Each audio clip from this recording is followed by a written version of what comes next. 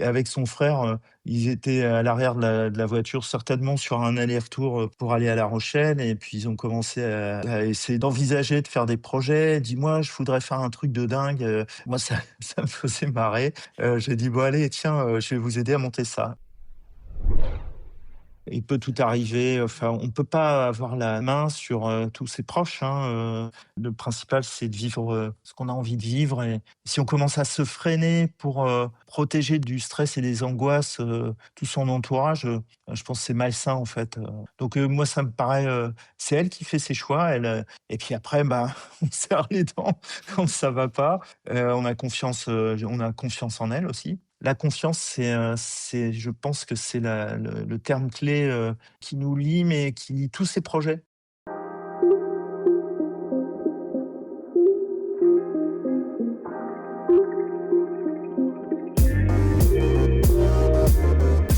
Bonjour et bienvenue sur Storylifique, le podcast 100% outdoor. Je suis Anne B, je pars à la rencontre d'explorateurs, d'aventuriers, de sportifs de haut niveau et autres dévoreurs de vie. Ils vont te parler de leur parcours inspirant pour réveiller ton envie de vivre tes rêves. Parce que si eux l'ont fait, toi aussi tu peux le faire. Et bonne nouvelle, simplement en m'écoutant, tu soutiens déjà la reforestation. Car ici, on plante des arbres avec les oreilles. Alors partage ce podcast autour de toi et merci d'avance pour ton soutien. Toutes les infos sont sur storylifique.com. Il y a des héritages qui se transmettent dans le claquement d'une voile qui se tend, dans le goût du sel sur les lèvres. Arnaud d'Orange n'a jamais poussé ses enfants vers le large, il a simplement ouvert la porte. Ami de promotion du navigateur Jean-Pierre Dick, Arnaud emmenait régulièrement Violette voir les départs de course. À 23 ans, elle deviendra la plus jeune navigatrice de l'histoire à terminer le Vendée Globe après 90 jours de navigation solitaire. Violette est vite devenue la coqueluche des journalistes. Vous trouverez facilement de nombreuses interviews avec elle. Mais moi, ce qui m'intéresse, c'est de vous proposer cet autre angle, celui de son père, pour revenir sur son parcours et surtout sur l'esprit de famille, made in d'Orange. On ne le répétera jamais assez, l'entourage d'un athlète y est pour beaucoup dans sa performance et dans ce cas-ci, c'est indéniable. C'est parti pour le récit d'une passion partagée en famille. Le credo de mon partenaire Ice Adventure me parle beaucoup. L'aventure n'est ni une destination, ni une question de difficulté, mais un état d'esprit. Et c'est cet esprit qui anime leurs équipes de passionnés vraiment sympas, toujours prêts à vous conseiller en magasin ou sur iceadventure.com pour vous aider à concrétiser votre aventure. Ice Adventure, adventure is everywhere.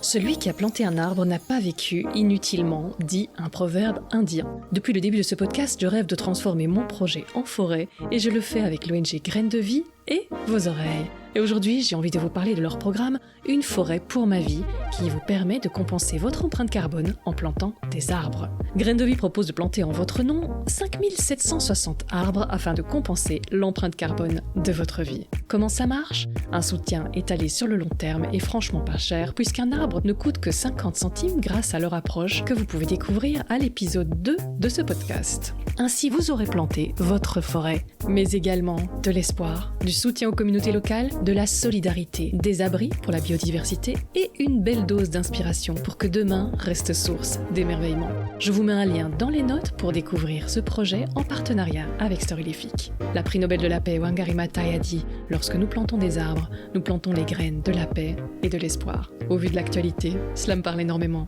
et j'espère que ça vous parlera aussi. Place à l'épisode.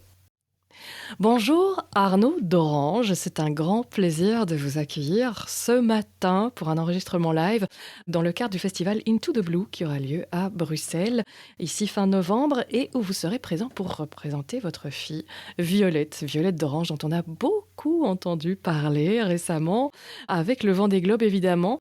Et non, elle ne l'a pas gagné et pourtant je crois qu'elle a été au moins aussi visible que Charlie Dalin pendant ces presque 3 mois en mer pour elle. Alors, d'abord, on va vous présenter vous.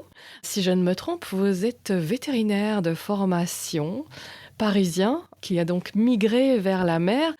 Donc, ça vient de vous, en fait, ce virus de la mer et cette envie de s'en rapprocher toujours plus jusqu'à être dessus en permanence.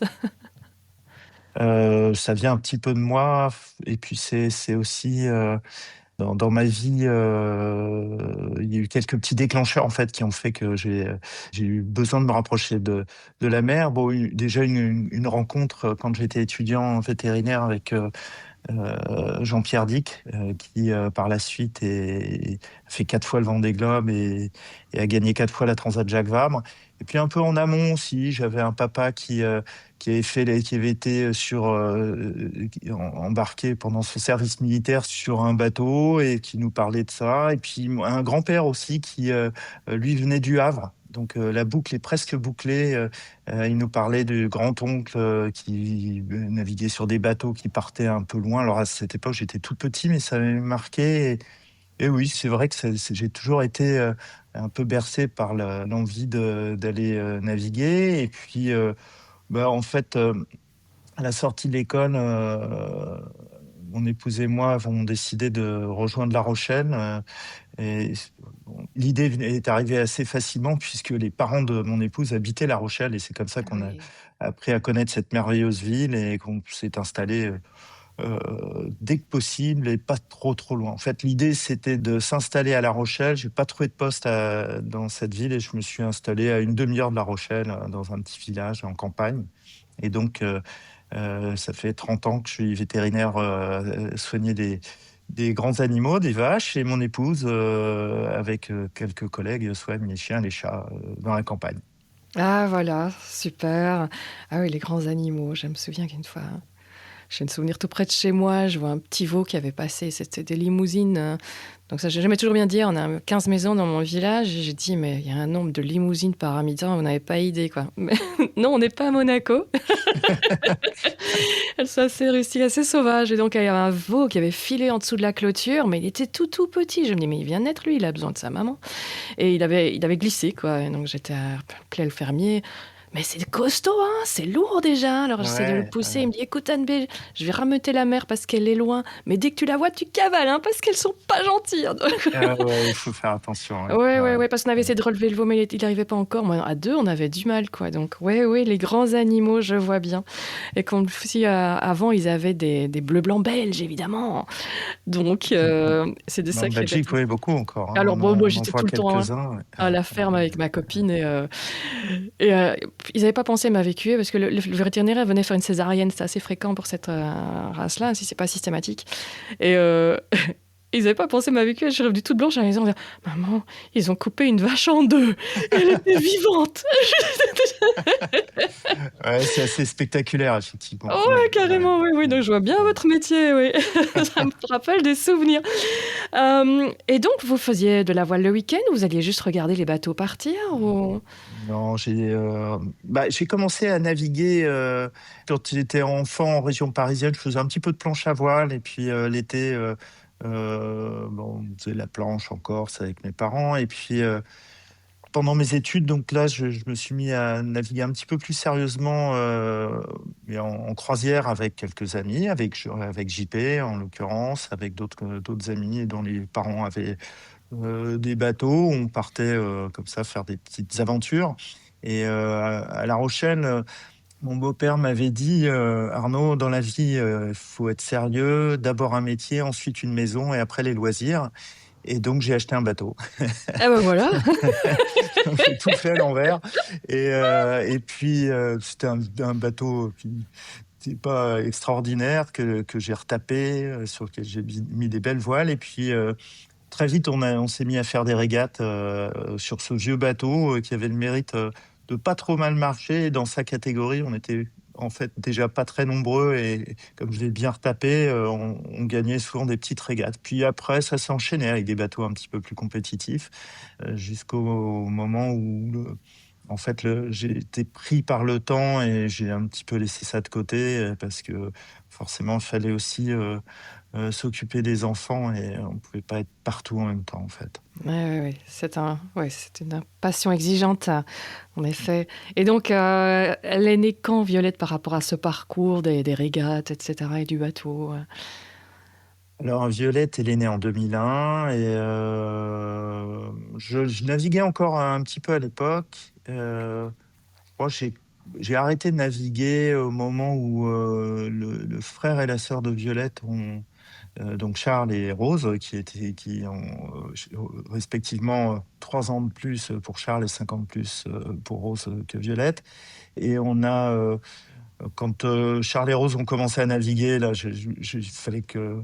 il fallait toujours trouver des parents pour tracter les bateaux et les emmener en régate, et on était souvent de service. Et entre ça et puis les gardes aussi nombreuses dans le métier, qui étaient quand même très prenants, on a beaucoup de temps d'astreinte. Il me restait plus beaucoup de temps pour Pour le faire naviguer, vous-même. donc j'ai mis ça un petit peu de côté. D'accord, et donc Violette, le virus, elle l'a attrapé plus tôt avec ses frères et sœurs ou avec vous ou Alors qu'elle le tourne la virus, tête de toute façon, ça par les bateaux? bah, alors j'ai un tout petit peu poussé à la voile. En fait, l'histoire, c'est au départ, c'est le barreur de mon équipage qui était aussi entraîneur de voile et qui un jour me dit: «Tiens, est-ce que je suis en train de monter un équipage de catamaran, je cherche une fille, est-ce que Rose veut venir?» Et Rose me dit: «Jamais de la vie, je veux pas faire de voile».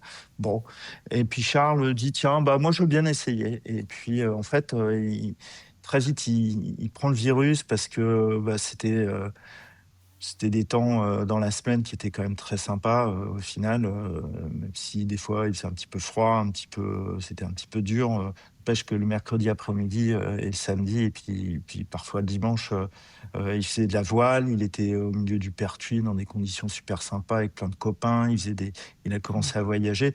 Donc l'année suivante, ben Rose, qui avait dit: «Jamais de la vie», s'est dit: «Je vais peut-être quand même Tout compte essayer». fait. Ouais. Et puis, là, elle a monté un équipage avec une jeune femme aujourd'hui qui est devenue une de ses très grandes amies. D'ailleurs, pareil pour Charles à l'époque, dont le coéquipier est devenu un de ses grands amis. Et puis voilà, c'est parti pendant quelques années. Et puis Violette, elle s'est essayée à d'autres sports. Alors, elle était très, très compétitive.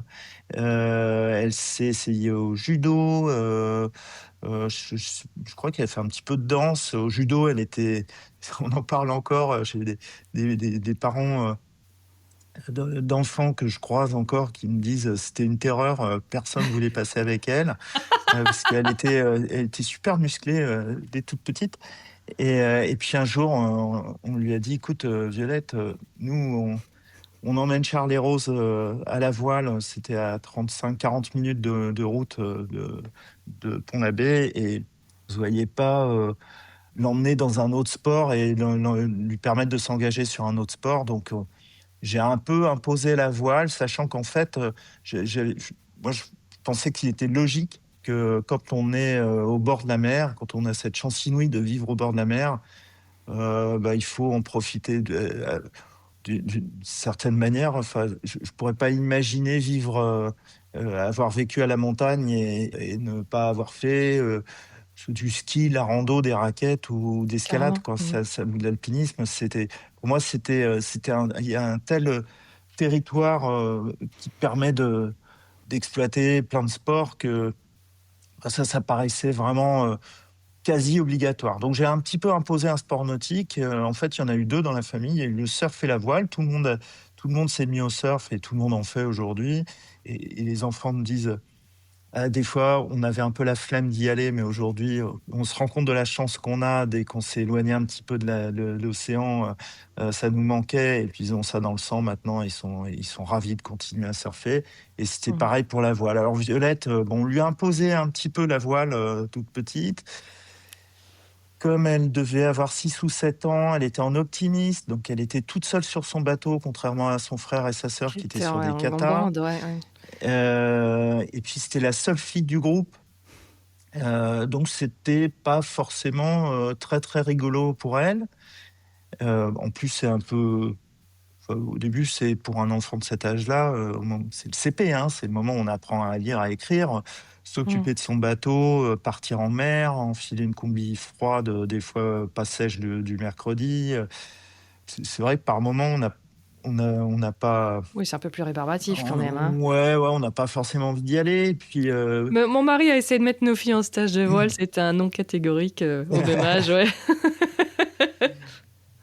et puis en fait, comme elle était déjà très, très compétitive, Elle s'est un petit peu piquée au jeu et puis elle a commencé à gagner des régates Et ça elle lui a a plu. gagné, une alors elle a pas gagné, mais elle est arrivée première fille à la grande compétition qui s'appelle la CIE, qui était j'ai plus le terme en tête, mais Ah là, je vais pas c'est, pouvoir vous aider en plus. ouais, désolé. Enfin, c'est la grande compétition internationale d'été d'optimistes qui OK. avait lieu à La Rochelle et là, elle fait, seconde sur, presque une centaine de concurrents. Enfin, c'était une belle grosse Ah compétition et ouais. elle reçoit, on lui remet la coupe, qui était l'ancienne coupe Petit Bateau sur lequel son nom est gravé. Il y avait le nom de gens aujourd'hui qui ont rayonné dans la voile, je sais pas s'il y avait pas Loïc Perron, enfin c'était un truc Mmh. fabuleux et la coupe était presque aussi grande qu'elle, quoi.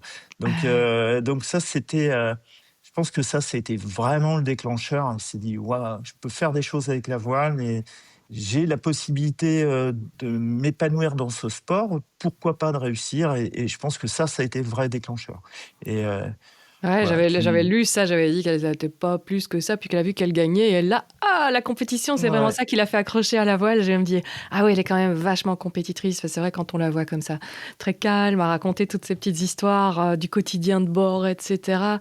On perçoit pas cet esprit, Mmh.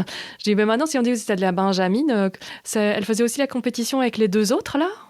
Pour dire la petite dernière, mais attention, je Ouais, compte». alors, c'était oui, oui, oui, forcément, alors il y a son frère, heu, alors sa sœur a eu un beau parcours de voile. Elle a été, sportive de haut niveau, elle était vice-championne d'Europe, enfin elle a fait, Ah oui. elle fait des podiums aux championnats de France, mais son frère, lui, était encore un cran au-dessus. En fait, à cette époque, il a été 3 fois champion du monde, il a gagné 7 fois le championnat de France. En fait, il était imbattable sur son bateau.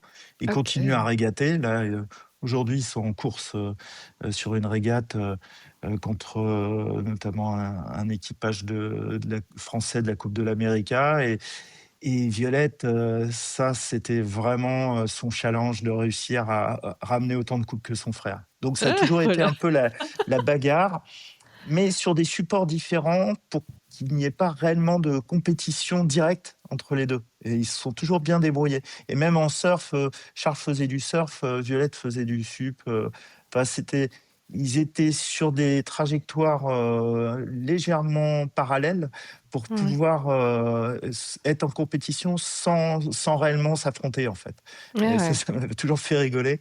C'était toujours des choix tout petit peu à côté et Ah pareil ouais. aujourd'hui, il y en a un qui fait la régate inshore sur des bateaux, dérivés de la Coupe d'America et puis Violette, c'est de la course, offshore, autour du monde, quoi. Voilà, c'est deux parcours légèrement différents, mais avec la volonté effectivement de briller, d'être un petit peu en compète, l'un et l'autre. Voilà, le meilleur coach est à la maison, c'est le frangin. Puisque Ça finalement, l'envie de lui montrer de quoi on est capable, tu mmh, bien porteur visiblement comme moi pour la ouais, motivation. ouais, mais je pense que ça, c'est effectivement un levier fort, hein, Ah oui, ouais, ouais. peut-être plus que tous les trucs et elle pensait, sur le Vendée Globe, pas de questions qui me disent: «Alors, la petite, tu ramassé?» Si elle Non, se alors plante, après ça c'est non, maintenant c'est non, ça va. terminé, ça on en est très, très loin. D'accord. On en est loin parce qu'il y a aujourd'hui, bon, il y a rien ils n'ont rien à se prouver en fait, Mmh. c'est ça c'était l'enfance. Oui, oui, Là oui, oui, je m'en aujourd'hui, il y doute a une bien. admiration réciproque, Ah ça, c'est chouette. je crois que Violette hier a appelé son frère pour l'encourager pour sa régate et puis, j'ai vu Charles pleurer au départ de sa sœur au Vendée Globe comme j'avais jamais vu pleurer, quoi. C'était la première fois que je le voyais pleurer. Enfin, Ah ils se sont ouais. pris il y a cette, aujourd'hui, on est vraiment passé à l'étape de la force, de la fratrie et ça, c'est très, très beau. C'est ce qui s'est un petit peu Oui. révélé d'ailleurs, vous l'avez peut-être déjà vu dans le film Loin d'eux, c'est Ah non, non, moi je me suis gardé la surprise. c'est vous êtes gardé la non, mais c'est en fait, Ce film, c'est un peu, un regard sur, l'éloignement, la difficulté qui rassemble une famille, une fratrie, c'est un petit peu ça, ce qu'on voit dans le film. En tout cas, c'est comme ça qu'on l'a ressenti, c'est comme ça que les images, ont été, rassemblées, en fait. Le les moments, quand on sort de ces zones de calme et de facilité, on se retrouve un petit peu, dans des zones un petit peu plus compliquées. Là, on voit que les liens se resserrent, on voit où sont les liens et on voit que les liens se resserrent et pour moi, ça a été presque un temps fort, qui m'a vraiment ému parce que j'ai vu, nous, Violette et Charles, on les appelait les jumeaux alors qu'ils avaient, 2 ans d'écart, 3 ans d'écart, mais ils se comportaient comme des jumeaux et toujours un petit peu, voilà, à faire la compète. Mais là, aujourd'hui, c'est vrai qu'il y a eu, ce moment très, très fort pendant le Vendée Globe où, ouais, on a vu l'amour qu'il y avait, les uns envers les autres. Ça, c'est un moment qui nous a tous marqués, en fait, au sein de la Ouais. famille. Ouais, ouais. C'est pour ça que quand je le dis, ça me dit c'était plutôt du ton de la taquinerie, quoi. On n'a pas du tout Ouais, envie de ouais. je me dis à mon avis, effectivement, ça a peut-être, joué sur, comme elle est compétitrice, ça a dû bien la booster de se dire, «Je vais montrer aussi». Mais c'est chouette qu'ils aient cette même passion à déjà un très bon niveau parce qu'ils peuvent vraiment se comprendre, parce que c'est vrai que parler de tous ces challenges à un non-marin, bah, ça peut être un peu compliqué. Donc c'est vrai que ça doit faire une très, très belle connexion et donc ça s'est préparé un peu en famille, ce Vendée Globe? Bah, d'abord, on va demander à la question de ma petite fille Amandine. J'en ai toujours 2, mais là, Valentine était encore un peu dans son lit, là, ce matin. Le week-end. Donc voilà, la question d'Amandine, 10 ans. Ils sont en train de préparer tous des cours sur, autour du Vendée Globe. Ils voient la géographie avec le Vendée Globe ici à l'école. Donc ça va peut-être même encore être répercuté en classe, cette question-ci. Bonjour, qu'est-ce qui a donné l'envie à Violette à faire le Vendée Globe? Alors, bah, ça parlait beaucoup de Vendée Globe à la maison parce que, Bah, un ami qui l'a fait Jean-Pierre, 4 mon fois copain, déjà, ouais, c'est... voilà, donc j'ai dû, moi je crois que j'ai vu les 6 derniers départs, du Vendée Globe, et enfin j'étais sur l'eau et ceux d'avant, je les regardais à la télé. Je me souviens même, enfin ça a toujours été, une course qui m'a fasciné. J'étais de garde un dimanche, du 1er ou second Vendée Globe et le véto, pour qui j'étais de garde, je lui ai dit: «Je veux bien te faire la garde, mais tu me trouves une télé, je veux pas louper ça» et je me vois encore devant un tout petit écran noir et blanc, comme ça, à être, complètement, scotché par l'image. Ensuite, bah, JP, il venait très souvent à la maison puisqu'il faisait, sa météo avec, Jean-Luc Verneau qui habite à 25 minutes de la maison. C'est un des plus grands météorologues, de course au large, en France et donc on avait cette espèce de géant blond des mers, qui débarquait à la maison et qui était toujours un petit peu, ouais, on avait toujours l'impression qu'il sortait de son bateau et je pense qu'il fascinait quand même, beaucoup les enfants. Donc il a porté Violette dans ses bras quand elle était bébé, donc il lui a peut-être un peu, donné le rythme de la houle, je sais pas. C'est peut-être un petit peu ça, mais je pense que déjà ça a été un peu le déclencheur alors un double déclencheur, je pense que c'est quelqu'un qui a fait rêver et puis qui a montré que c'était possible et il a montré un peu le chemin du possible. En fait, moi, il se trouve qu'il m'avait demandé, d'être, président de son association, quand il a lancé son projet. Donc j'ai vu comment ça fonctionnait et quand Violette a commencé à lancer ses projets, qu'elle a voulu faire de la course au large, bah, j'avais les moyens de l'aider à le faire parce que je savais comment ça fonctionnait, comment monter une équipe, comment Ah, dis donc, chercher mais elle a gagné des des filles. années Ouais, ouais, ouais, c'est d'expérience, sûr. là. Ouais, Ouais, ouais, ouais, ouais. extraordinaire.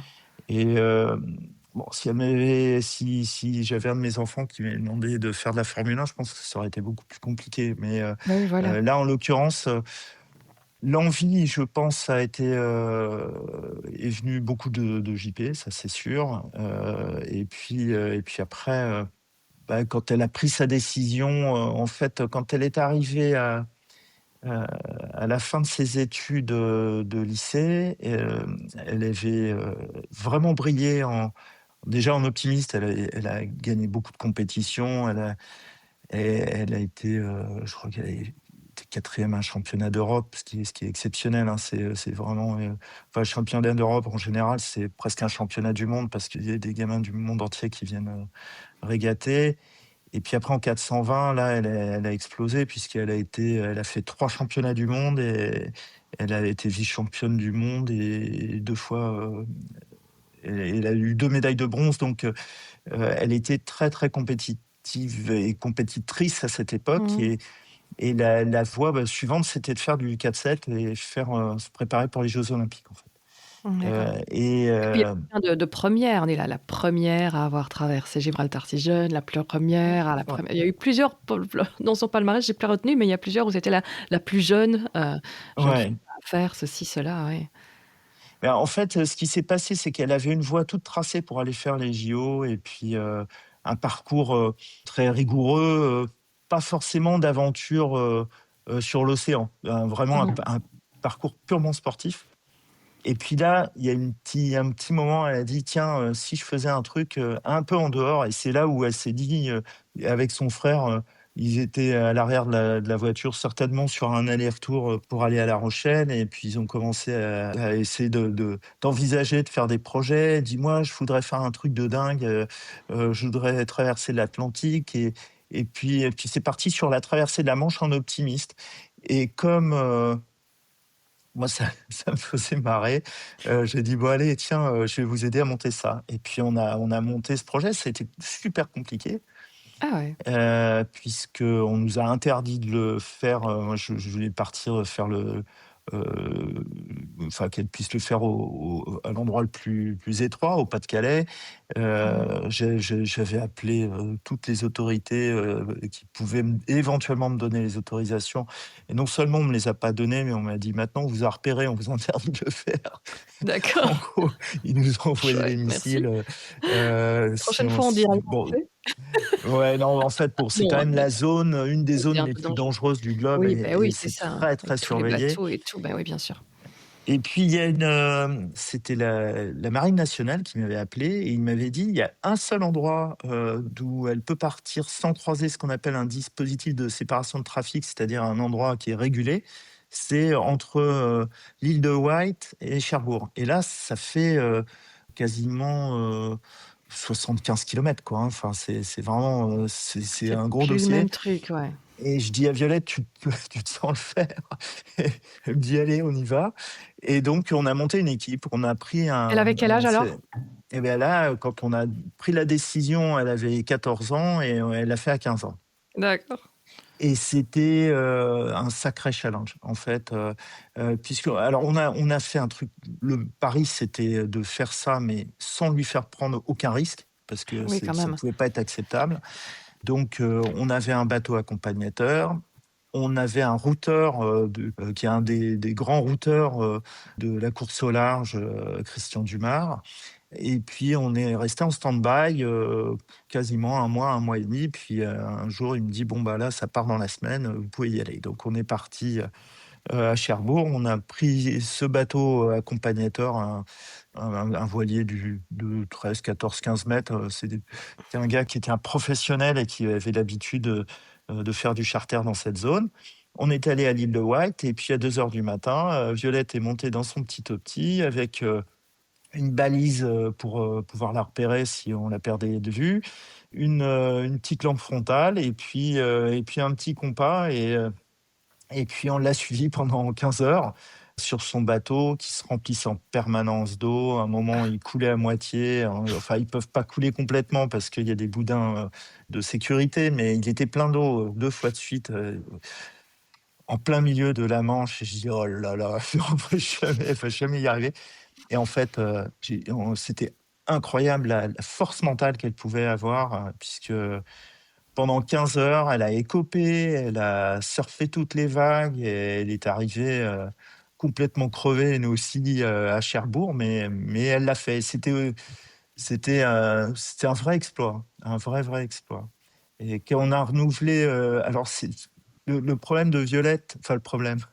sa force, enfin je sais pas ce qu'il faut mettre comme nom là-dessus, mais le soir, Elle était dans sa chambre d'hôtel, je suis allé l'embrasser pour lui souhaiter bonne nuit, hein, et lui dire, «Là, tu as fait vraiment un truc de dingue», et elle me dit: «Mais qu'est-ce que je vais faire maintenant?» et donc bah, c'était reparti sur un autre truc, alors et puis on a réfléchi, à Ah, faire moi, ça, d'autres c'est détroits, typique de enfin, tous les grands ah mais sportifs. Ils disent: «Il c'était faut soigner ses après parce que sinon on sort ah d'un ouais, truc de ouf et puis s'il y a plus rien derrière», ah ouais, mais ah ouais, c'est un plan ouais, déprime, quoi. Donc ouais, elle avait ouais, raison. ouais. Et donc, bah, c'est parti pour le détroit de Gibraltar. Après avoir hésité avec d'autres détroits, moi, j'avais même étudié parce que là, franchement, je trouvais ça génial de l'accompagner dans des défis comme ça. Pour elle, c'était la partie sportive. Elle s'éclatait, elle adorait. Et puis pour moi, c'était la partie recherche de partenaires et logistique qui me sortait de mon quotidien et j'aimais bien ça, quoi. Euh, Quelle et équipe! on avait réfléchi au détroit de Bering. Mais là, OK. j'avais trouvé des gars qui avaient passé 3 mois au détroit de Bering et Mmh. qui n'avaient pas réussi à partir et ça rentrait pas dans l'emploi du temps, Oui, ça c'est un peu long. du lycée à l'époque. Donc voilà, bah, on a fait, Gibraltar. Alors là, ça par contre, on l'a fait un peu en cow-boy parce que c'était complètement interdit et Heu, on a donc moi, on la suivait de près et puis par moments, il y avait des vedettes, parce que bon, il y a aussi c'est des zones, de De fort passage passage, et ouais, hein, il y de avait des l'immigration vedettes clandestine qui et se tout, sont ouais. Mmh. rapprochées de nous. En gros, on faisait comme si la petite, faisait du bateau à côté, et heu et puis elle est arrivée à Ceuta, dans l'enclave, espagnole, sur le continent africain, dans l'enclave, juste Mmh. à côté du Maroc. Et là, elle était pas arrivée qu'elle pleurait parce que c'était pas assez long. Parce que c'était une trop petite aventure et D'accord. qu'elle avait presque honte, d'avoir, annoncé qu'elle partait sur un truc extraordinaire, alors que ça lui avait paru, trop facile et Ça avait pris combien de temps? heu je crois qu'elle avait navigué 5 heures à peu près. Ah oui, oui, oui, je comprends, Mais, elle parce qu'elle reliait avait 2 continents et puis, mmh. ce qu'elle avait pas appréhendé, c'était vraiment la difficulté pour trouver un passage entre les cargos et il y a des bateaux dans tous les sens, hein, c'est complètement Ouais, dingue et bah, ouais. c'est Mmh. c'est comme si, bah, moi la traversée de la Manche, en gros, c'est faire, Paris-Orléans en karting à pédales sur l'autoroute. C'est à peu près ça. Ah, Alors je j'adore sais pas, l'image, j'ai très retrouvé bonne. les retrouver, ou Paris-Bruxelles, on va dire, en karting, sur l'autoroute. Ouais, c'était à peu près ça et là, c'était plus simple. Elle était un peu enfin, c'était périphérique, c'était faire le tour de Paris, ou de Mmh. Bruxelles en karting à pédales toujours, mais c'était trop court. Donc elle voulait Ouais, repartir la nuit, je lui ai dit: «Non», c'était hors de question, c'était vraiment trop dangereux. ouais, ouais, c'est casse-gueule ça. Et puis là, elle a dit: «Moi, je veux faire la course au large». Elle avait pris le virus à ce moment-là, en fait. Le virus, il est là et donc parce qu'il fallait lui en fait, on était tous pour le coup, on était tous à lui remonter le moral, à lui parce que c'était pas: «Qu'est-ce que je vais faire maintenant?» C'est: «Je suis déçu», mais c'était la question revenait, quoi et on lui a Mmh dit: «Mais mh. fais de la course au large» et là, après, un dîner avec JP, elle lui dit, «Qu'est-ce que tu penses que comment je peux me lancer dans la course au large?» Il y a une course qui s'appelle la Mini Transat, qui est une Ouais, je l'adore. transatlantique qui se fait c'est vraiment une mini transat aventure à l'ancienne où, Oui, oui, oui. il n'y a pas de moyen de communication, terrestre, pas de carte électronique, la météo, ils les reçoivent sur des vieux postes BLU, enfin, c'est vraiment à l'ancienne. Ah, Ils c'est doivent même génial. apprendre à se servir du sextant et c'est sur des petits bateaux de 6,50 m. Ça se fait avec une étape, ça part, Canaries. des Sables d'Olonne, ça va aux Canaries et puis ensuite, aux Antilles et JP lui a dit, «Passe ta mini d'abord». C'est un peu un terme, qu'on utilise, Ah, c'est le c'est pas baptême passe de ton la course bac, au large. mais Ouais, passe ouais. ta mini d'abord et puis quand tu auras, passé ta mini, bah, tu verras et là, elle fait la mini et ça a été super dur parce qu'elle avait on avait en fait, le truc, c'est qu'elle devait la faire en 3 ans et puis, elle s'est préparée en 1 an, toujours, à l'arrache, liste d'attente, enfin vraiment très compliqué et puis, Et puis c'est parti avec, un bateau qui était pas bien prêt sur tout poste énergétique, qui est tombé en rade, elle s'est retrouvée en blackout, au bout de 2 jours. Elle avait plus d'électricité, elle a barré Ouais. pendant 3 jours. Enfin, nous, un matin, avec mon épouse, on voit que le bateau s'était arrêté sur la cartographie. On était complètement terrorisés, puis on n'avait pas de nouvelles parce que personne nous en donnait. Et moi, je me souviens à 6 heures, il y a mon épouse qui me dit: «Violette, son bateau est arrêté». Elle lit les dépêches, il y avait un bateau, avec un autre jeune qui s'était fait élitreiller, donc c'était super, angoissant. Et puis à 10 heures, j'ai vu le bateau repartir, donc je me suis dit: «Bon, bah, c'est bon». Mais voilà, c'était un peu, on est allé l'accueillir, aux Canaries. Mon épouse a amené des pièces, d'hydrogénérateurs, dans sa valise. Enfin, et puis elle a monté, ils ont monté un hydrogénérateur, mon épouse, des concurrents et Violette, dans le port, et puis c'est reparti. Et puis là, je pense que la route des Alizés, ça a été une révélation aussi, pour elle, quoi. Mmh. Donc Et elle a quand traversé sa première transat, c'est à 18 ans, en fait. OK. Et quand on a comme ça justement cette impression que peut-être il y a quelque chose qui se passe pas bien et que sa fille est au milieu de nulle part et qu'on est impuissant à regarder un écran, comment ça se passe dans vos têtes? Est-ce qu'il y a des jeux: «J'aurais jamais dû les emmener là-dedans» ou comment ça se passe? On l'a travaillé avec Violette, ça. Mmh. Il y a bah, c'est l'angoisse, hein, forcément, mais elle nous a très clairement dit dès le départ, dès qu'elle a fait, elle a monté son projet de transat, que c'était elle seule la responsable de ses choix, de partir, et qu'on ne pouvait pas être impliqué là-dedans, parce que si on était impliqué, ça voulait dire qu'on était responsable, et que si on était responsable, elle voulait pas nous faire porter cette charge. Et ça, c'est un truc qu'elle avait travaillé avec sa préparatrice mentale. Un samedi soir, elle quitte sa préparatrice qui me dit: «Bon, bah, Violette, il y a des trucs à te dire». Bon, c'était pas forcément rigolo parce qu'on a parlé, pas de manière, complètement explicite, mais du risque, Du pire. des risques qu'elle prenait. Mmh. Bon, après, moi, j'ai plus angoissé par, c'est peut-être, je sais pas, peut-être parce qu'on connaît l'univers plus qu'un autre, mais moi, je suis plus stressé que de la voir sans casque sur son vélo, que de la voir partir en mer. Mmh. Et voilà, Non, c'est pas faux, il peut tout c'est pas faux. arriver. Enfin, Mmh. on peut pas avoir de toute manière, on n'a pas la main sur, tous ses proches, hein, Mmh. chacun, le principal, c'est de vivre, ce qu'on a envie de vivre. Et si on commence à se freiner pour, protéger du stress et des angoisses, tout son entourage, je pense que c'est malsain, en fait. Donc moi, ça me paraît, c'est elle qui fait ses choix. Elle l'a dit de manière très explicite. Et puis après, bah, on serre les dents quand ça va pas. On a confiance en elle aussi. Il y a un gros enfin ça, la confiance, je pense que c'est le terme clé, qui nous lie, mais qui lie tous ses projets, et même qui est allé très, très loin, puisque il y a, heu, son projet, s'appelait Devenir. Et Devenir, c'était, sur le Vendée Globe, et même avant, en Figaro, elle était marraine de la Fondation Apprentis d'Auteuil, et la baseline de la Fondation Apprentis d'Auteuil, c'est: «La confiance peut sauver l'avenir». Mmh. Et moi, je pense que On va dire accorder justement sa petite confiance, parenthèse là, peut-être sur ouais, ce pour présenter cet, organisme, mmh, tant qu'on ouais. y est. Mais là, en fait, Violette, quand, c'est quelqu'un elle est très humaine. Je pense qu'elle a un certain nombre de valeurs aussi intellectuelles et sociales. Et donc quand elle a, lancé son projet de Figaro, elle s'est dit: C'est bien de représenter des marques, mais j'ai aussi, envie de».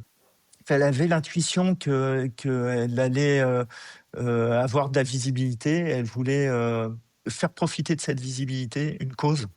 Et il se trouve qu'on a rencontré des gens de la Fondation Apprentis d'Auteuil au tout début, quand elle faisait la Mini, et des gens qui nous ont dit, «Tiens, la fondation, il y a peut-être des trucs à faire avec eux, faut les aider, il y a des jeunes qui ont des parcours difficiles, et toi, tu as quand même, enfin, ils l'ont pas ils n'ont pas fait peser un poids, mais ils lui ont dit: «Tiens, si tu as un truc à faire», enfin, ils ont mis une petite Oui. étincelle, dans son parcours en disant: «Tu peux faire aussi des choses pour des gens qui ont un peu moins de chance que toi». Mmh Et mh. ça, donc elle est devenue très vite la marraine de la Fondation Apprentis d'Automne et elle a défendu, ces valeurs et la valeur qui nous relie un peu tous, c'est cette histoire de confiance. La fondation, c'est redonner confiance à des jeunes, offrir la confiance à des jeunes pour qu'ils puissent retrouver confiance en eux aussi. Et ça, moi je pense que on est complètement, alignés, au sein de la famille avec ces valeurs et c'est pour ça que ça a matché, directement. Moi, ça a été, le truc, c'est faire confiance, leur faire confiance pour, cette relation de confiance, bah, fait que c'est le meilleur épanouissement possible. On n'est pas, Clairement. bon après c'est pas toujours, facile, hein, Non, mais c'est vrai quand on a déjà celui qui vous a empêché de faire plein de bêtises, de vous casser la figure 36 000 fois quand depuis nos premiers pas, je veux dire depuis notre premier jour, on est gardien de la vie de son enfant et ouais, forcément on ne lui laisse pas prendre de risques inutiles. Alors si, cette personne qui est vraiment le protecteur, la protectrice, le père, la mère, te dit: «On a confiance en toi, tu peux aller, tu en es capable», je ouais, crois que c'est l'adoubement suprême, pour un mmh, enfant, c'est les plus belles ailes qu'on puisse lui donner, oui. ouais, ouais, ça je pense que moi, c'est vraiment et bon, c'était pas spontané, hein, mais c'est une Mmh. chose qui s'est construite petit à petit et je me rends compte que c'est vraiment, c'est vraiment, Clé, hein. Mmh. c'est ouais, c'est le mot clé, en fait. Ouais. Après, et puis c'est aussi, ce qu'on a moi ce que je pense que vous avez compris, j'ai pas, j'ai jamais coaché, Violette, je lui ai jamais dit, «Tiens, il faut que tu fasses ça ou ça». C'était ses entraîneurs et puis voilà. Je suis toujours arrivé en support et en soutien, ce que j'ai fait avec tous mes enfants et ça a été, cette confiance, c'est aussi un jour où, il y a une régate qui se passe pas bien ou des notes à l'école qui peuvent être un petit peu moins bonnes. Le accorder sa confiance, c'est dire aussi, ouais, ça fait partie du parcours, les échecs, ça permet d'apprendre et puis, tu peux avoir confiance en toi, prochaine fois, ça va marcher et ça permet même si tout le monde doute, toujours, en tout cas de douter, de manière constructive, quoi. Voilà, C'est-à-dire savoir qu'on va traverser, ouais. de savoir que, bon, ouais, j'ai raté un truc, là, il faut que je réfléchisse. Mais je sais que je suis sur la bonne voie et puis, c'est des écarts qui sont normaux quoi, qui sont là pour se construire. Ça, c'est ce qu'on a retrouvé dans la fondation et c'est vraiment le terme fort, quoi. Ouais, ouais. Ah, c'est super. Donc voilà, le Vendée Globe, 4 ans de préparation. Votre point de vue, est-ce qu'il y a eu justement le moindre doute ou les up and down? Il y en a certainement eu, des hauts, des bas, l'accompagnement, donc la peur d'avoir se surmener peut-être parce qu'elle menait un peu de front ses études d'ingénieur, je pense, et puis cette préparation, c'est pas rien. Est-ce que parfois vous avez peur qu'elle en fasse trop ou vous savez que c'est une force de la nature et que voilà, contre vents et marées, ça va aller, hein? Alors moi je maîtrise pas trop, c'est une force de la nature, ça c'est sûr. Elle a une puissance de travail, complètement phénoménale. Quand elle faisait elle est rentrée en Figaro. Le Figaro c'est juste après, la Mini Transat, c'est la classe préparatoire à la course au large, Mmh. et on peut y passer 3 ans, 20 ans, enfin c'est vraiment, mais, il y a les grands marins, c'est presque le passage obligatoire. Il y a des traverses, mais, c'est la voie royale. Là, la première année, elle était submergée. En fait, elle travaillait, elle faisait une semaine à l'INSA, une semaine, à préparer son bateau. Elle avait pas de préparateur et puis autour d'elle, il y avait des équipes, avec des jeunes du même âge, qui étaient payés, avec des préparateurs, des bateaux neufs, des voiles neuves, et elle était vraiment en galère. C'était Ouais. super dur.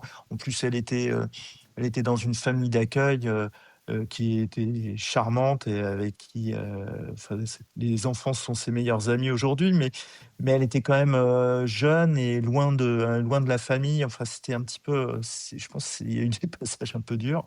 Après, ça s'est amélioré petit à petit. Elle a commencé à faire des perfs. On a staffé aussi. Enfin, on a fait grandir l'équipe. Il y a un team manager qui est arrivé, qui était un ancien de l'équipe de Jean-Pierre, qui nous a aidé à structurer, à construire un peu de manière plus professionnelle, donc à lui permettre aussi de se reposer. Et c'est lui qui a imposé le repos à Violette, qui a dit: «Attends, tu peux plus être à 200 à l'heure dans tous les sens. Là, maintenant, ça, c'est repos. Quand il y a des interviews de journalistes, on va les mettre entre 13h et 15h, et puis on n'en accepte pas d'autres. Tout ça pour vraiment structurer et c'est une chose. Nous, on prenait tout ce qui passait. Violette, elle prenait tout ce qui passait. Et effectivement, elle était épuisée. Après, les hauts et les bas, bah, c'est sur la construction d'un projet de Vendée Globe. En fait, c'est l'Everest. La montée, on va dire que c'est montage pour aller jusqu'au sommet, il faut construire le projet. C'est-à-dire, il faut acheter un bateau, trouver des sponsors, se qualifier. Et quand on est en haut de l'Everest, là, c'est le départ de Vendée Globe. Oui, j'allais C'est dire pas le l'Everest, plus c'est simple. avant en fait. Ouais, Ouais, et en fait, ou alors il y a 2 montagnes, il y a l'Everest et ouais, le K2 après, je sais pas. ouais. Mais, Bonne mais image. en tout cas, il y a 2 montagnes à gravir, ou une montagne, et la descente, c'est souvent, on dit que c'est le plus dangereux et le plus compliqué, donc Mmh. la parabole est pas mal aussi. Mais Ouais. voilà, le montage du projet, c'est des recherches de sponsors, des portes qui s'ouvrent et qui se referment très, très violemment, des espoirs qui, enfin, ça, c'était vraiment psychologiquement très, très lourd à supporter.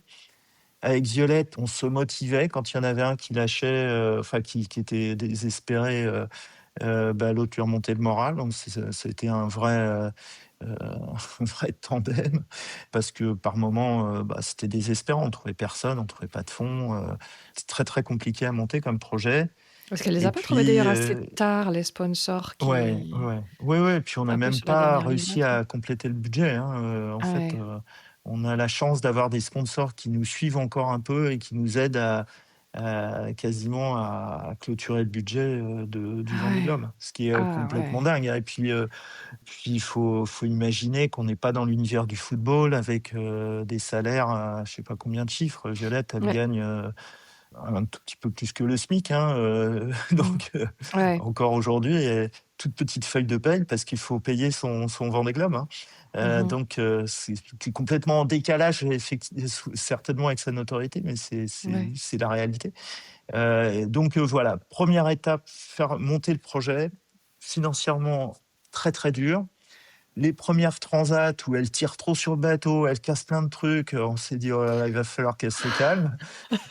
Et puis elle a pris, très, très vite en main son bateau. Elle a compris, beaucoup de choses. Jean Le Cam lui a donné, puisque c'était l'ancien Le bateau de bateau Jean de Le Jean, Cam, il ouais. lui a donné, des conseils. Et elle est arrivée finalement très préparée au moment du Vendée Globe. Elle J'aime a bien, elle fait une disait que préparation. justement un journaliste lui demandait, qu'est-ce que Jean Le Cam lui avait donné comme conseil? Bah, je me souviendrai toujours qu'il a dit: «Bah, de toute façon, on peut rien prévoir». Parce que le Vendée Globe, voilà, il dit: «Voilà, bon, voilà, ça c'est le meilleur conseil en plus qu'il m'ait donné», parce que c'est vrai, tous les marins vont vers, l'inconnu total, Ouais. parce que ouais, c'est Ah, totalement, Michel Desjoyaux dit: «Le Vendée Globe, c'est une emmerde par jour». C'est le mmh, tarif, en fait. Donc, ouais. il faut savoir, en fait, qu'on part faire cette course, et que les soucis vont s'accumuler. Mmh. Heu et c'est comme ça. Donc, ça fait partie du métier, de naviguer, mais aussi de gérer des problèmes. C'est vraiment un truc qui est complètement, que tous les marins acceptent.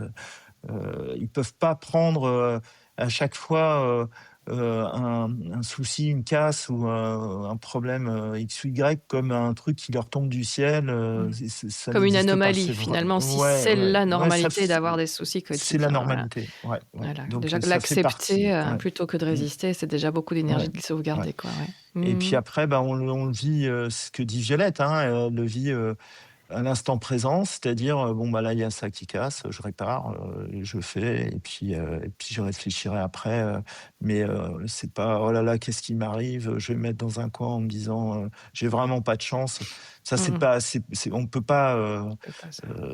mais je pense que la vie est comme ça, hein. C'est comme si un coureur de Formule 1 disait: «Oh là là, il y a un virage, j'ai vraiment pas de chance» et je pense que c'est comme ça qu'on peut prendre la vie aussi, quoi. Ouais, Et il prend c'est les vrai ça. virages. Alors Mmh. que ça serait tellement plus simple que ça soit tout droit, quoi. Une autoroute, ouais. Mais Ouais, voilà. mais tellement Donc moins beau. donc ce Vendée Globe, bah, finit par, et puis on avait une pression énorme, hein, c'est qu'il y avait 48 concurrents et elle était 48e quand elle s'est inscrite au Vendée Globe et il y avait 40 places. Donc Mmh. fallait s'accrocher et je crois qu'elle a fini 38e, dans le ranking, en fait, pour, pouvoir partir. Ouais. Mais ça, c'était aussi, c'est une pression, très, très dure à supporter puisque en fait, bah, on pouvait monter tout ça pour rien, en fait. Et moi, elle m'avait dit: «Moi, je m'en fous, je pars quand même». Hors truc, je m'en fous, hors course, je les Ouais, ce suis. qui aurait pas été, enfin, Laurent Simon, le team manager, a dit: «Non, non, ça, tu peux pas faire ça parce que si t'arrive un truc, là, que tu détournes des bateaux du Vendée ou que tu sèmes la Ouais, zizanie, ça va être un peu compliqué». mal perçu, ouais. Ouais, ouais. Ouais. Ah ouais, donc il fallait qu'elle parte, quoi, voilà. Il fallait qu'elle parte, ouais. Et Mmh. elle est partie très préparée, parce qu'elle apprend très vite, elle Mmh. note tout, elle est super, très, très, hyper rigoureuse, Violette, dans ses démarches. C'est enfin, elle a le tempérament d'une ingénieure quand elle est sur son bateau. Donc elle est arrivée, évidemment, il y a des choses qu'elle savait pas faire. Il y avait des petits trucs qui auraient pu, qui ont cassé un petit peu vite, mais ça fait partie des problèmes. Mais globalement, elle a quand même, maîtrisé, de main de maître son bateau. Et quand, du côté c'est je ne sais plus à quel moment elle a dû monter sur son mât. Mais quand ça tanguait quand même pas mal et on dit alors là, quand tu as un mètre de 30 mètres, c'est un petit bon, quand tu es au sol, Mmh. l'oscillation, elle est comme ça, mais quand tu es en haut, c'est l'amplitude est tout autre et Ouais, elle a dit qu'elle avait bien enfin, qu'elle s'est ça faisait, rejeter sur ce enfin, ça ouais, c'est tournait, ça cognait contre le mât, elle avait peur de se casser un bras ou quelque chose. Vous ouais. aviez vécu ça en direct ou en post-pesé ou alors Ouais, en ça a fait, été le: «Bon, je vais non, monter non, sur le mât» et alors les 2 parents à genoux en train de prier dans la mmh cuisine en disant: «Pourvu que ça se passe bien» ou alors est-ce que vous l'avez su après? Non, c'est un petit mélange de tout ça. En fait, j'apprends qu'elle a une avarie et qu'elle doit monter en haut du mât pour chercher, sa drisse et il y a Damien Guillou, son directeur technique et coéquipier, quand, sur les transats en double, qui connaît parfaitement le bateau. Il lui dit: «Tu y vas pas maintenant parce qu'il y a trop de mer et c'est trop dangereux». Et puis, 1 heure après, elle le rappelle en disant, «Non, j'y vais parce que sinon je vais passer 3 jours sans voile d'avant et du coup, moi je peux pas perdre trop de terrain». Et La là compétitrice qui donc parle. Damien, m'envoie un message et me dit: «Bon, bah, elle part, dans le mât, je te tiens au courant». Et en fait, nous on avait calculé à peu près 3/4 d'heure, sur la manœuvre. Moi j'en parle à personne. Je reste, dans mon coin, à Pas ruminer le stresser tout le truc. monde, ouais. Et puis en fait, on est 3 au courant. Il y a Damien, il y a la direction technique, direction de course, je veux dire, d'essai, et puis moi. Et puis, en fait, Damien échange avec la direction de course parce que, enfin, au bout d'une heure, on n'a pas de nouvelles. Et là, je pense que tout le monde était, complètement paralysé, parce qu'on peut rien faire en fait, hein. Mais Elle non. pouvait s'assommer dans le mât et pas redescendre. Enfin, c'était, et puis, moi, à un moment, je vais chez dans un petit magasin, à côté de chez moi, acheter des tranches de jambon. Et puis j'étais complètement, je devais être tout blanc, je et puis le gars me parle un peu du Vendée Globe et je dis: «Ah ouais», et puis là, je reçois en fait un petit message sur WhatsApp, ça y est, elle est arrivée. Et là, je me mets à fondre en larmes dans le magasin et le gars me Mais je vous dit: «Monsieur Dorange, je vous les offre, vos tranches de jambon». Et puis je suis reparti, ouais, entre la c'est joie et les mignon. larmes et la délivrance avec mes tranches de Ah ouais. jambon. Mais c'était, ouais, non, ça c'était, je pense, le pire moment effectivement Ouais, du hein. Vendée. Il y en a eu d'autres, qui étaient très, très durs, c'est, la première, l'arrivée dans le Grand Sud où, il y avait des tempêtes qui barraient, toute l'arrivée, après le cap de Bonne-Espérance donc Mmh. on sentait qu'elle était super stressée et puis, on savait qu'il y en avait pour une semaine, donc pendant une semaine, on était nous tous super stressés. Il y a le Cap Horn où elle décide, de ralentir, d'un Ouais. coup pour laisser passer une tempête, qui était annoncée à 50 nœuds, et qui était dans des coins qui sont vraiment mal pavés où elle voulait pas prendre le risque et en fait, nous, elle nous appelait qu'une fois par semaine, Violette, le dimanche soir en famille et Ah voilà, ça allait c'était être un une de peu mes les questions. retrouvailles Mmh. et là, c'est un dimanche soir donc avant de passer le Cap Horn, on l'entend avec une petite voix, mais c'était lointain, mais moi je croyais qu'elle rigolait et en fait, dit: «Ah ça va, tu vas bientôt passer le Cap Horn» et puis en fait, elle était en pleurs, en larmes, effondrée. Elle me dit: «Non, je sais pas quoi faire, je vais dans le mur, et je fais, je sais pas s'il faut que je ralentisse, j'accélère». Nous, on n'a pas le droit de lui donner de conseils, enfin Mmh. de conseils de stratégie, c'est de l'aide Mmh. extérieure donc on peut qu'entendre, ses inquiétudes Mmh. et puis, voilà, c'est elle qui décide et c'est vraiment, enfin les règles du Vendée Globe sont très, très strictes. Moi, je peux pas lui dire: «Bah, ma chérie, tu Oui, c'est la ralentis, tu fais ça, tu repasses par là», ça c'est strictement interdit. Donc, disqualifiée, il quoi. y a Ouais. ouais, ouais et puis, voilà, on essaye de lui remonter le moral et puis, mon épouse lui dit: «Suis ton instinct».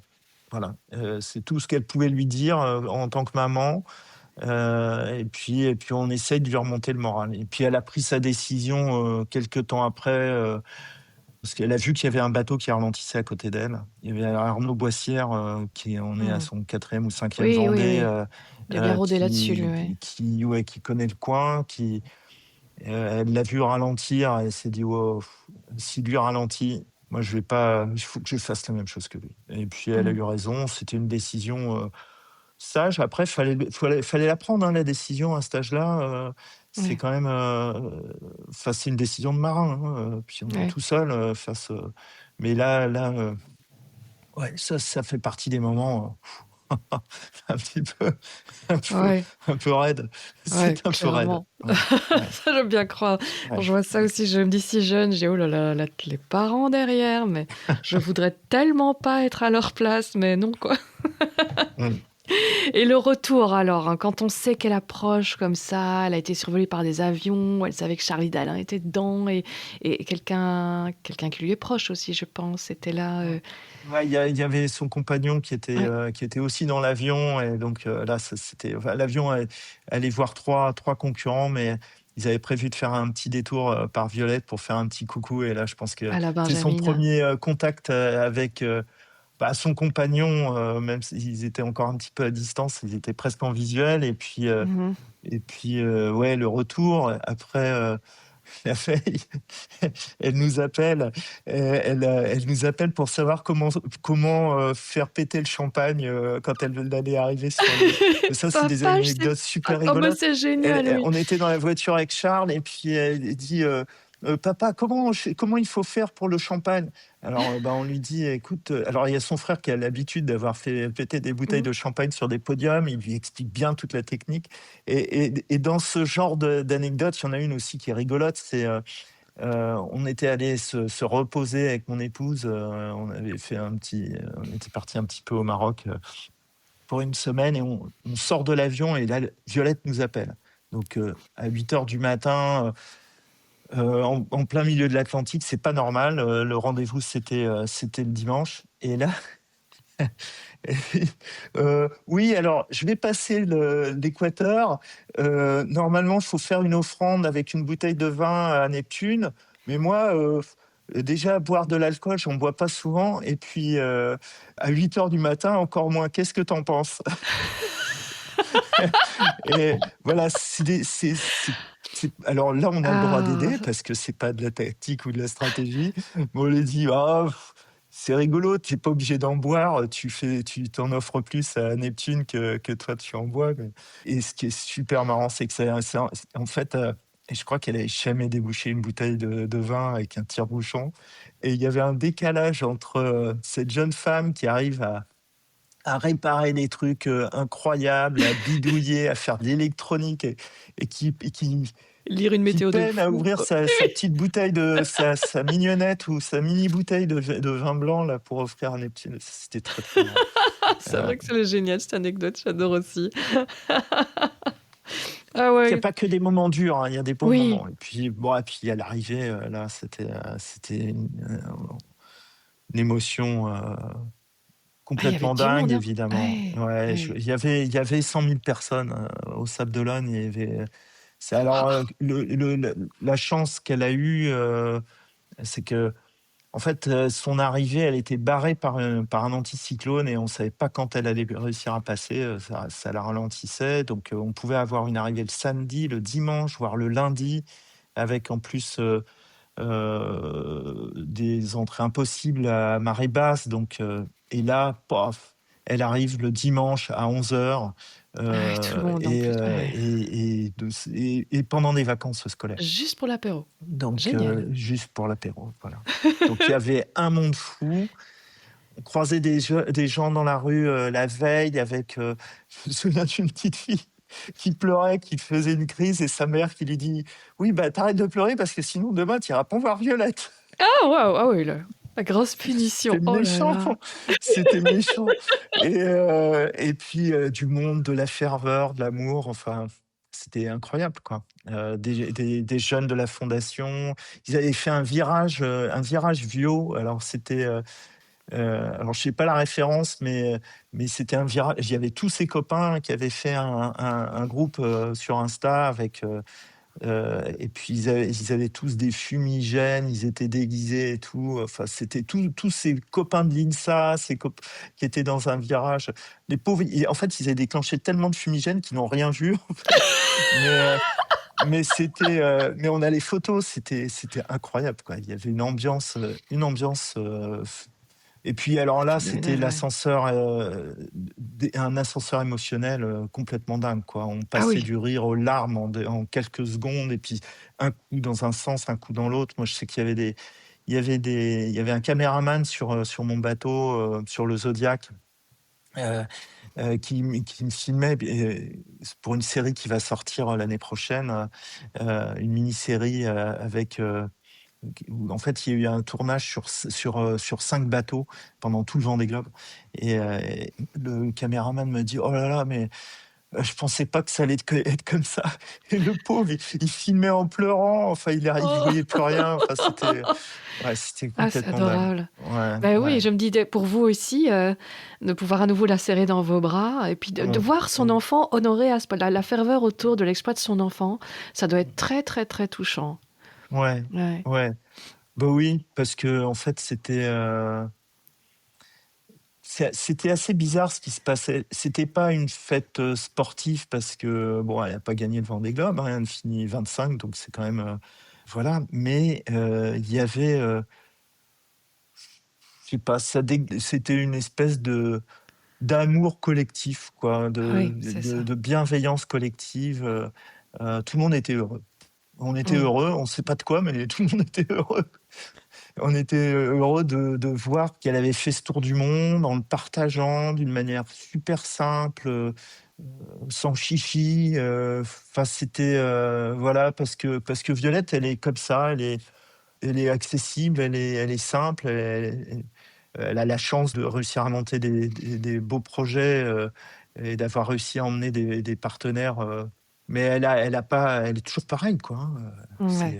c'est la Ah même, oui, c'est c'est la la même avec même, vous ses la retrouvez amis, bien. c'est la même avec, en famille, c'est en plus, bon, cette qualité qu'elle a de saisir, de bien comprendre la vie et de comprendre, une capacité d'analyse, très, très forte et ouais, c'est toujours, notre petit coin-coin, quoi. La petite Ah, dernière, c'est voilà. génial. Et elle, comment elle l'a vécu? Parce que ça doit être quand même quel clash de passer autant de temps seule à devoir prendre toutes ces décisions seule et puis hop, on est pris en charge, l'équipe technique vient sur le bateau et puis il y a un monde de fou tout à coup, alors quand on est bien crevé quand même. Ça, elle l'a vécu Ouais. comment? Qu'est-ce qu'elle en dit, elle? Bah, moi, je me souviens ce qu'elle disait à l'arrivée. Et moi, j'ai trouvé que c'était un sentiment partagé. On a l'impression d'être dans un film en dehors de son corps, quoi, complètement sorti d'être spectateur d'un truc qu'on ne comprend pas, quoi. C'est pas, c'est complètement anormal comme situation. Mmh. Après, ouais, je pense que c'est ça, en fait, le sentiment d'être dans un flow, on est emmené, on maîtrise plus rien, on est, voilà. Et puis la suite, elle maîtrisait plus rien non plus parce Ah que mais non, le lendemain l'emballement matin, médiatique, j'allais c'était, demander. voilà, ça a commencé le lendemain matin, dans le studio avec, des directs, sur France Inter, et puis dès le soir, elle partait à Paris et le lendemain, elle enchaînait, une quinzaine d'interviews, ça passe c'était les matins quotidiens, enfin toute la série toutes les télés, tous les oui, un enchaînement médiatique, incroyable. Donc là, bah, elle a une équipe qui la porte et qui, lui dit: «Bah, tiens, tu fais ça, maintenant tu fais ça», et puis, moi, je me souviens de sa journée d'interview, il y avait une bonne partie enfin, tout ce qui était pas plateau télé était, fait dans un logement, enfin, dans une maison, un Airbnb pour pas les nommer, qu'on avait choisi à Paris, et les gens, s'installaient. Pendant ce temps-là, elle était toujours en rythme de navigation, c'est-à-dire qu'elle allait faire une sieste de 20 minutes, elle venait faire une interview, sieste, interview. C'est comme ça Ah qu'elle ouais, récupérait, elle ah gérait ouais, son sommeil comme si elle était en mer, en fait.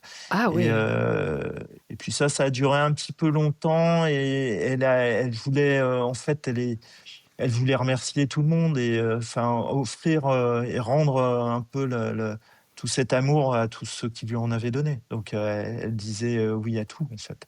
Mmh. Donc à un moment donné, elle s'est rendue compte qu'elle commençait à tourner un petit peu en boucle, à dire un petit Je peu, sais plus quoi leur à dire. raconter les mêmes Ouais. anecdotes, et il fallait qu'elle se repose, et c'est ce qu'elle a fait, cet été. Elle s'est reposée, elle a pris des vacances, elle allait faire de la rando, et puis c'est reparti pour un tour là, Ouais, elle j'allais repart dire, pour la course. il est venu quand le: «Papa, qu'est-ce que je fais maintenant?» Il est venu avant le départ du Vendée Globe.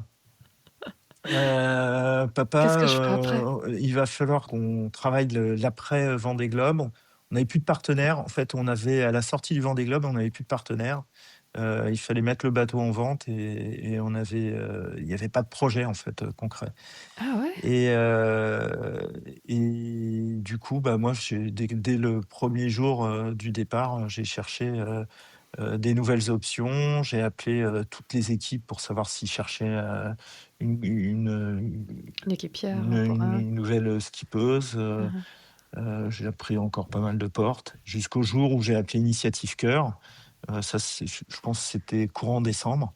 Et puis, j'appelle le responsable que je connais bien, qui est un ami, depuis longtemps, qu'on avait rencontré, avec qui j'avais sympathisé, lorsqu'ils se lançaient ils organisaient leur 1er Vendée Globe.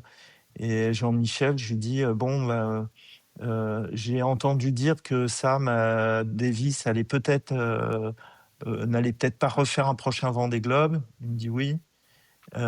Du coup, est-ce que vous allez peut-être continuer? Bah, c'est possible, mais si vous continuez, vous êtes obligé de continuer avec Violette.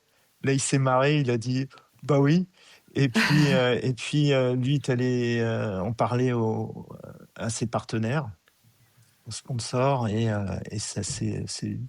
ça a tombé sous le sens, quoi, en fait.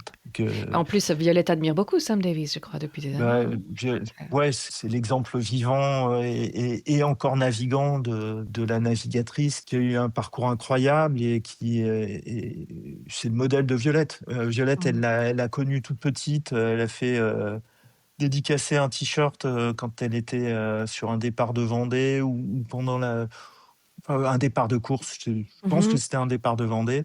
On l'a perdu malheureusement, ce t-shirt, mais oui, ça a été son modèle, et puis, Ah, là, génial. naviguer avec elle, elle l'admire, et puis Sam est vraiment dans la transmission. Pour elle, je pense que c'est un bonheur, pour elles 2 de travailler ensemble. Oui, ça a l'air en tout Je cas. En pense tout cas, qu'elles se l'alchimie a l'air comprennent de très, très bien. ouais. Sam, c'est une femme extraordinaire avec, pareil, un sens de l'analyse, vraiment très, très poussé, u c'est une super sportive, elle adore, naviguer, c'est la joie quand elle navigue, et en fait, est-ce que c'est ce modèle qui fait que Violette est un petit peu comme elle est aujourd'hui? C'est pas impossible, Mmh. parce que, je pense elle a montré, Sam, quelle joie on peut avoir de naviguer, à Violette, je pense. Génial. Oui, en tout cas, on leur souhaite bon vent. En tout cas, Violette, si tu écoutes ce que raconte ton papa derrière ton dos, je crois que tu ne seras pas déçue. Et je voulais te dire que nous, j'ai 2 petites filles qui t'ont énormément suivie aussi, parce que c'est vrai qu'il y a beaucoup de gens qui ont pu s'identifier à Violette et ces partages ont bien aidé. Et donc tous les jours, j'avais les questions, des gens que j'ai interviewés, donc Isabelle, Yannick, et ma plus petite a pleuré quand il a dû abandonner. Elle était tellement oh ya ya, elle pleurait. Et alors Violette. Et Violette, quand est-ce qu'elle arrive? Et Violette, voilà. Donc ici en Belgique, bien dans les terres, on n'est pas du tout dans un contexte marin. Mes petites filles sont en train de sauter de joie aussi quand tu es arrivée, chère Violette. Donc merci pour tous les rêves que tu portes et merci aussi de faire porter ta voix pour ceux qui ont besoin de soutien, de mettre en avant des associations. Je sais que j'ai entendu Violette dire oui, mais toute cette notoriété, il faut que j'en fasse quelque chose. Et voilà, c'est quelque chose qu'elle a compris très jeune et ça, c'est super chouette. Bravo à elle. Voilà.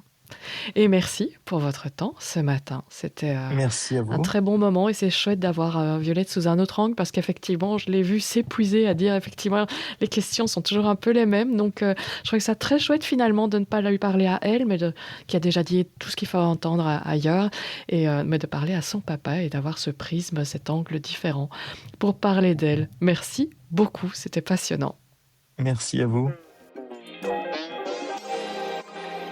Si vous souhaitez rencontrer Arnaud d'Orange et visionner le film qui retrace le parcours de Violette jusqu'au Vendée Globe, vu par la lorgnette familiale, Loin d'eux sera diffusé le samedi 22 novembre en présence donc de son papa lors du festival Into the Blue à Volubilis. Comme toujours, je termine en vous demandant de faire un petit geste tout simple qui fait un monde de différence pour le projet. Storylific soutient la reforestation avec l'ONG Graines de Vie. Donc si l'épisode vous a plu, parlez-en autour de vous, car plus il y a d'oreilles, plus on plante. Merci à AS Adventure pour leur soutien continu à ce podcast. Et merci à toi pour ton écoute. À bientôt.